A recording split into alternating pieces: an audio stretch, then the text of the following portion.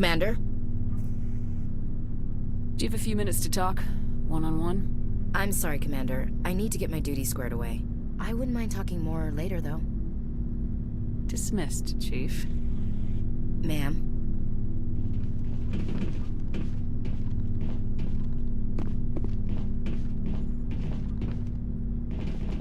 Commander, nice work out there. I knew working with a Spectre would be better than life at CSEC. Have you worked with the Spectre before? Well, no, but I know what they're like. Spectres make their own rules. You're free to handle things your way. At CSEC, you're buried by rules. The damn bureaucrats are always on your back. Being a Spectre does have its advantages. Exactly my point. If I'm trying to take down a suspect, it shouldn't matter how I do it, as long as I do it. But CSEC wants it done their way. Protocol and procedure come first. That's why I left. So you just quit because you didn't like the way they do things? There's more to it than that. It didn't start out bad, but as I rose in ranks, I got saddled with more and more red tape. CSEC's handling of Saren was typical. I just couldn't take it anymore. I hate leaving. I hope you made the right choice. I'd hate for you to regret it later. Well, that's sort of why I teamed up with you. It's a chance for me to get off the Citadel, see how things are done outside CSEC. Either way, I plan to make the most of this.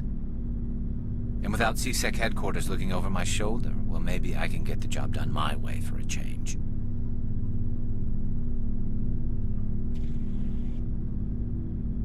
As long as you do your job well, you're free to go about your business as you see fit. Thank you, Commander. Commander, how are you? Why did you want to be a CSEC officer in the first place? That's a good question. There were several reasons, I guess.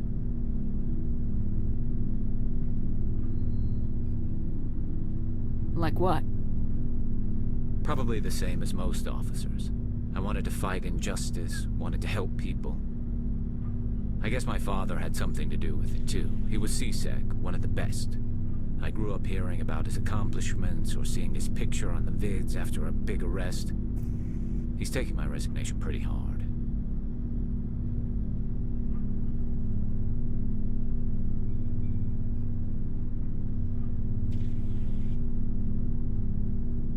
That's tough.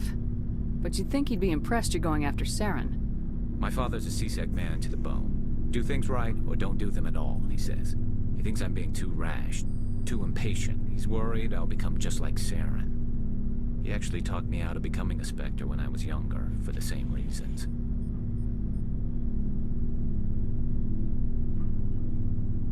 You were asked to be a Spectre. Well, I was targeted as a possible Spectre candidate. Me and about 1,000 other Turian military recruits. I could have received special training, but my father didn't like it. He despises the Spectres. He hates the idea of someone having unlimited power with no accountability. He wouldn't like you, Commander. No offense. Not all Spectres are like Saren, you know. Of course not. But Saren's not going to play by our rules, CSEC's rules. If you want to nail Saren, you need to send someone who isn't restricted by policies and procedures. You're a quick learner, Garrus. We'll beat him at his own game. It's the only way to stop someone like him. I'm right behind you, Commander.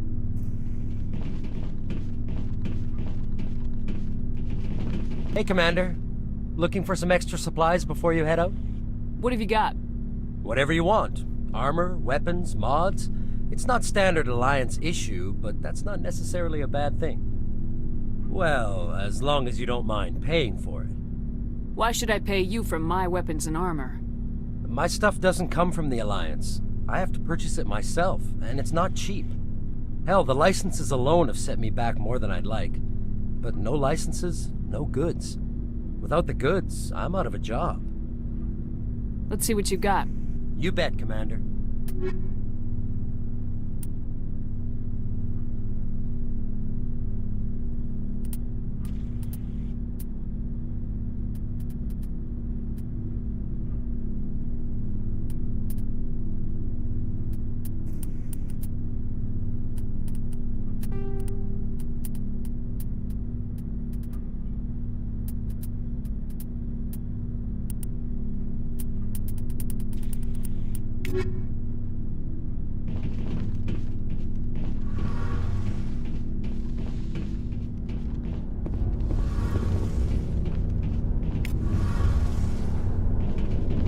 Commander, you know that Quarian, Tally?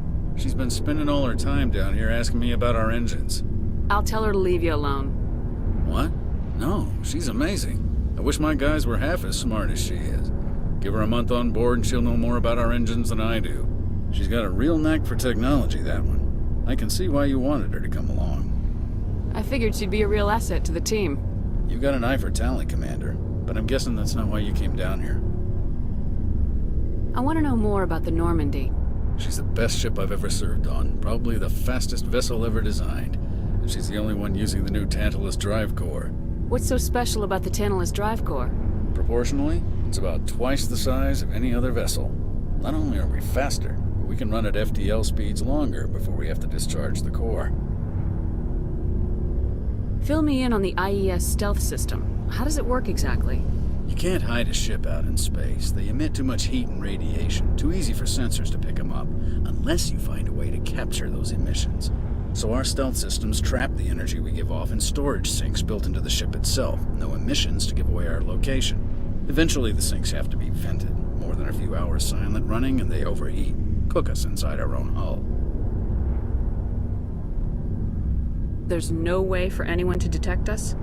A visual scan can still pick us up. Anyone looking out a window can see us plain as day. But you have to be pretty close to get an actual visual out in space. Most vessels rely on scanners. As long as the stealth systems are engaged, they can't see us. Not unless we accelerate to FTL speeds. Why doesn't it work with faster-than-light travel? Cranking up to FTL blue shifts our emissions, pushes them into frequencies too high to capture in the sinks. As soon as we make the jump, it's like setting off a flare. Sensors can pick up our location whenever we enter or exit FTL flight, but for short-range missions, our stealth systems are amazing, and we've got the only one.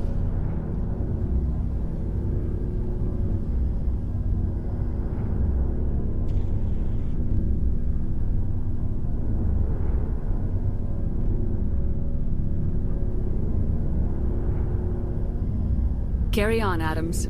Aye, aye, Commander.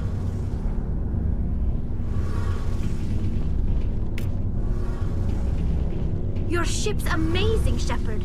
I've never seen a drive core like this before. I can't believe you were able to fit it into a ship this small.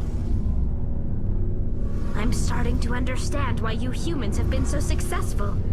I had no idea Alliance vessels were so advanced. The Normandy's a prototype, cutting-edge technology. A month ago, I was patching a makeshift fuel line into a converted tug ship in the flotilla. Now, I'm sitting on board one of the most advanced vessels in Citadel space. I have to thank you again for bringing me along. Traveling on a vessel like this is a dream come true for me. I had no idea you found ship technology so interesting. It comes with being a Quarian. The migrant fleet is the key to the survival of my people. Ships are our most valuable resource. But we don't have anything like this. We make do with cast-offs and second-hand equipment. We just try to keep them running for as long as we can. Some of the fleet's larger vessels date all the way back to our original flight from the Geth. I can't believe your fleet's still using ships that are 3 centuries old. They're constantly being repaired, modified, and refitted. They aren't pretty, but they work. Mostly. We've tried to make ourselves as independent as possible on the flotilla. Grow our own food, mine, and process our own fuel. But some things we just can't make on our own. A patch to maintain the hull integrity requires raw materials we just don't have. That's why our pilgrimages are so important.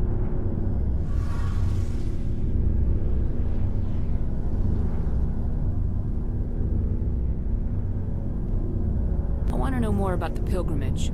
When my people reach maturity, we leave our birth ships and seek acceptance with a new crew. It's necessary to maintain genetic diversity among the fleet. But no ship wants to accept someone who will be a burden on them. So, to prove our worth, we embark on a pilgrimage. We set out alone, leaving the flotilla and our families behind us. We only return once we have found something of value we can bring back to the fleet. This is presented as a gift to the captain of the respective ship we wish to join. If the gift is accepted, we are welcomed into the crew. I can't believe they just send you off alone. It's not like they just cast us out. Before we leave, we are given lessons in how to survive outside the flotilla, and given gifts to help us on our journey. We also receive implants to fight off sickness and disease. Generations of living in an isolated and highly controlled environment have left our immune systems weaker than most. By the time we leave the fleet, we are well equipped for the pilgrimage. This is a rite of passage for all Quarians. If it were dangerous, our numbers would suffer. Virtually every pilgrimage ends with a triumphant return and the ritual presentation of the gift to one of the fleet's captains. Can a captain choose to reject the gift? That doesn't happen often. Most captains are eager to increase the size of their crew. It increases their own standing in our society. Even when a gift is not particularly valuable, the captain usually accepts it out of a sense of tradition. However, there is a stigma to presenting a substandard gift. It's not the best way to make a good impression on a new community. Most pilgrims don't return until they find something worthwhile. I want to talk about something else. Like what? Tell me about your people. Our lives aren't easy. Resources are scarce, and we are constantly on the move. Everything we do must in some way contribute to the continuation of the migrant fleet. There are 17 million Quarians in the flotilla, and each of us relies on the others for survival. The bonds among my people are strong. Unfortunately, we have had to surrender many of the freedoms and civil liberties other species take for granted. What kind of freedoms? Well, it's illegal for parents to have more than one child. If our population grows too much, it would strain our resources to their breaking point. Of course, we also can't allow our numbers to become too few. If our population is in decline, the rule against single births is temporarily repealed. In extreme cases of population decline, incentives are even offered to encourage multiple births, though the Conclave hasn't had to take such measures in nearly a century. That's your government. The Conclave is our civilian branch of government. Each ship can elect a representative to serve on the Conclave and make decisions that affect the fleet as a whole. On matters that affect an individual ship, however, the captain has the final say. It's a tradition that dates back to the early days, when the fleet was governed by martial law. Fortunately, most captains nowadays are smart enough to have an elected council from their crew to give them advice and guidance. So the ultimate power rests with elected officials? In practice, the Conclave and the respective council for each ship tend to set the rules that govern our daily lives. But in theory, we are still under military jurisdiction. The 5 top-ranking military officials in the fleet serve on the Admiralty Board. These 5 have the power to overrule any decision by the Conclave in case of emergency. To do so requires unanimous agreement among the Admiralty, and they can only do this once. After that, the entire board must resign their posts. It's a safeguard that served us well. In nearly 3 centuries, the Admiralty Board has only overruled the Conclave 4 times.